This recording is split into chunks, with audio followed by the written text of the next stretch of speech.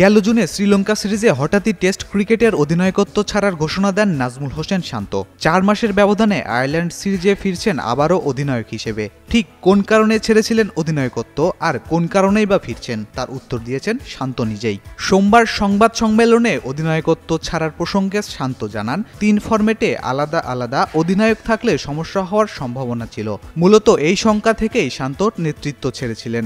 বোর্ডের অভিজ্ঞ কর্মকর্তাদের পরামর্শে আবারও অধিনায়কত্ব ফিরিয়ে নিচ্ছেন নাজমুল হাসান। এর কারণ ব্যাখ্যা করতে গিয়ে শান্ত বলেন, যখন ক্রিকেট বোর্ডের বড় কর্মকর্তারা বা সাবেক ক্রিকেটাররা আমাকে পরামর্শ দিয়েছেন, সেটা শুধু আমার জন্য নয়, দলেরও মঙ্গলার্থে ছিল। তাই আমি সেই পরামর্শকে পুরোপুরি সম্মান করছি। আমি মনে করছি ব্যক্তি নাজমুল হোসেন শান্তর চেয়ে বাংলাদেশ ক্রিকেট দলটা বেশি গুরুত্বপূর্ণ। এই চিন্তা থেকেই আমি আবারও অধিনায়কত্বে ফিরেছি। শান্ত বোর্ড কর্মকর্তাদের পাশাপাশি আলোচনা করেছেন লিটন ও মেহেদী মিরাজের সাথেও। আলাপ করেছেন দলের কোন কোন জায়গায় উন্নতি প্রয়োজন আর কিভাবেই উন্নতি করা যায়। এ বিষয়ে শান্ত বলেন, ক্রিকেট বোর্ডের সাথে দারুণ আলোচনা হয়েছে।